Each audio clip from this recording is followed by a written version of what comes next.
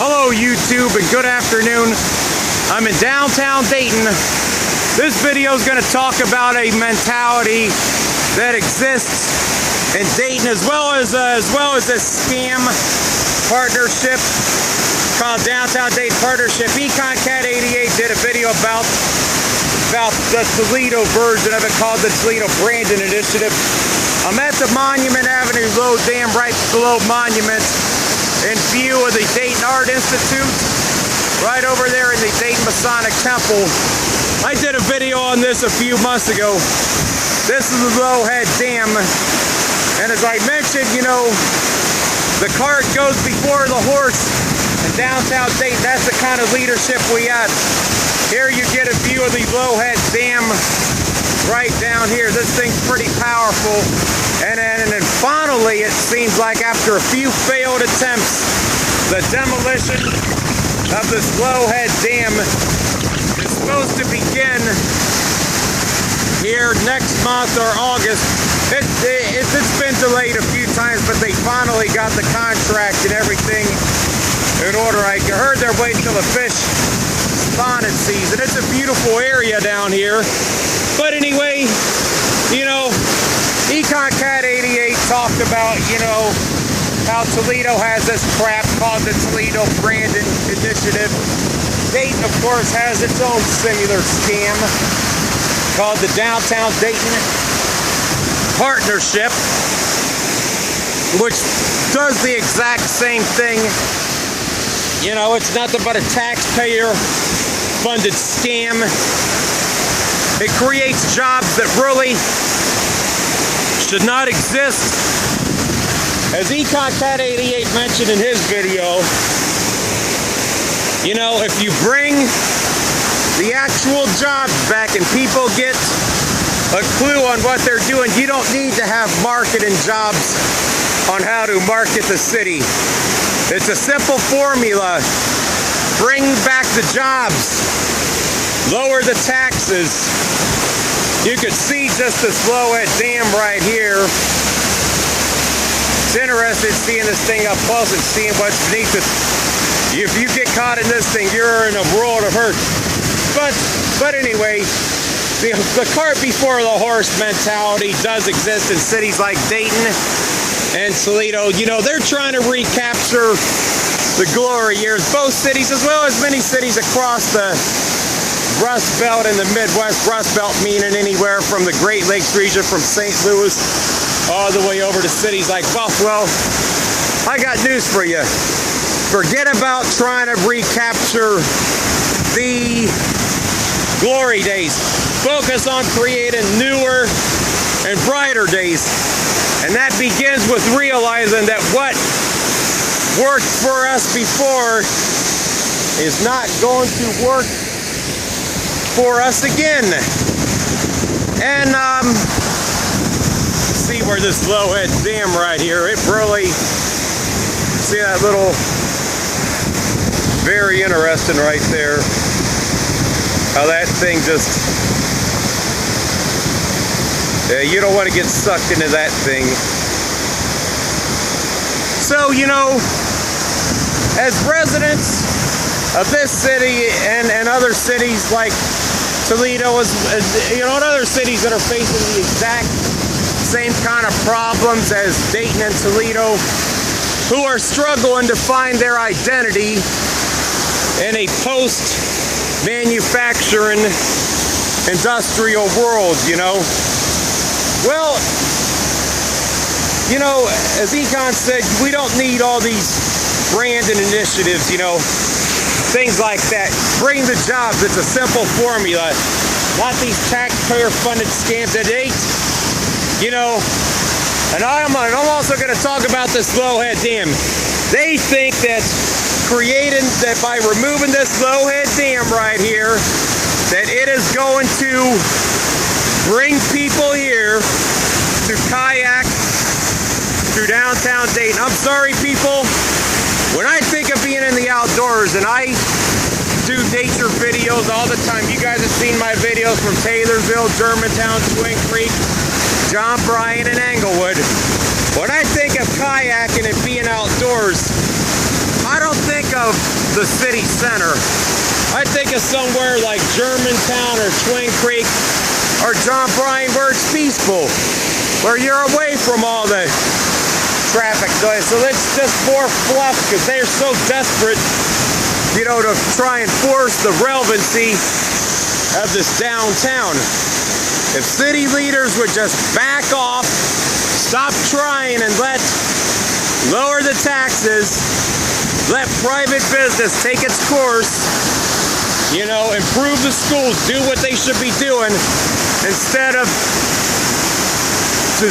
blowing our tax dollars on this downtown.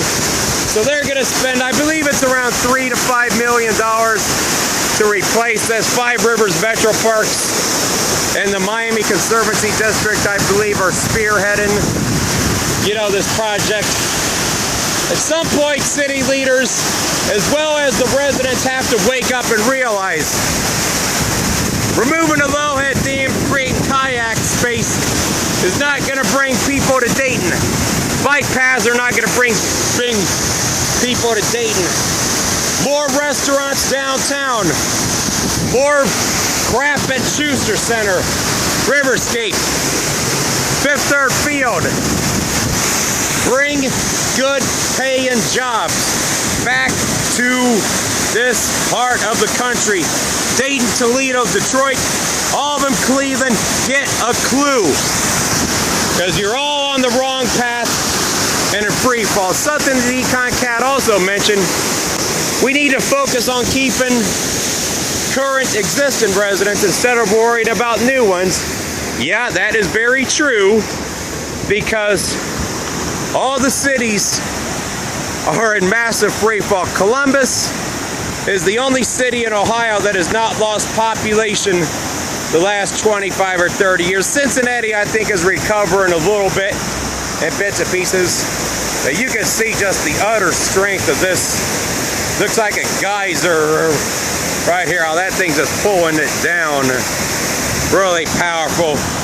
But at some point in time, the residents have to wake up and realize. And until the residents of this city and the aforementioned cities realize that, stop going along with the status quo. Stop going along with the mediocre bullshit. Understand that as long as you go along with the status quo and think everything's all honky-dory, nothing good will ever happen here. You know, and we have to finally start questioning the leadership of our city, as well as the business people. You know, because these cities and Dayton and all the others, they're headed in the wrong direction, people. Sometimes the more you try and combat poverty, or the more you try and improve a situation, the less likely you are to improve it, or the more poverty that it essentially creates. And at some point in time, city leaders have to understand that, you know, you've got to back away. And until we start demanding better out of our residents, until our residents wake up and realize that our city leaders are killing the city, as well as our residents are killing the city themselves, because they don't take pride in our city. They don't demand accountability in our city. To allow the city leaders to squander billions of dollars on this downtown Dayton while letting our neighborhoods go to hell. And contrary to what they tell you about downtown, people, it's the same ratty dump it was 20 years ago. You just got to learn how to filter through all the hype about this Fifth Third Field, Riverscape, Schuster Center. You know, the answer is not, you know, jobs are not being created with retail or restaurants. Because in order to have that stuff, people need necessary jobs, working in shops, working in factories, working in the medical field, working at right pad, high-tech jobs, IT jobs. If we have enough of those type of jobs, people will gradually return here. It's as simple as that. Bring the jobs that we need. And also, we got to wake up and realize we're not going to have the same kind of universal boom for the everyday common man that we had in these old Rust Belt cities, you know, before and after World War II, meaning the days of, you know, unskilled labor or unskilled people getting jobs in factories, you know, like GM, you know, the tire plants, steel mills, that stuff is all gone. That's not gonna, that will never define the workforce in this area again. See some seagulls on the island there. That will never define us again, people. You got to understand that. That will never define our city again. And until we finally realize that and wake up to the fact that we have to move past what made us great and look to the future. Because what worked in cities like Dayton, Toledo, and Detroit, and Cleveland is no longer applicable in today's society. So my question is to the residents of this city, as well as the other cities I mentioned, Toledo, Detroit, Cleveland, and all the other Rust Belt cities who are struggling with these issues, why do you continue to accept mediocre leadership out of our city leaders? I was talking about the restaurants and the retail aspect. You know how that doesn't create any jobs, because it creates jobs, but people need money to spend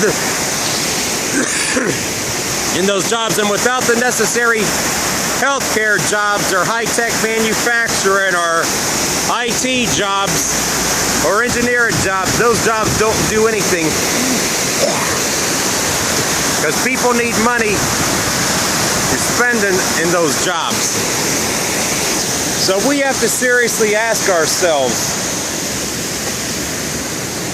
You know, I was talking about the Austin, I'm on the subject of that. I was down south of town at Austin Landing the other day in Miamisburg, on the border of Miamisburg, Miami Township, and Springboro. Now what you're seeing down there, it may all appear honky-dory, and despite there being a lot of money in that part of town, you know, given the older population and the demographics of this region and the low birth rate, I wonder how long is all that, you know, fluff from the restaurants and the retail gonna last before it finally takes a big shit on people. I'm going to tell you something, people.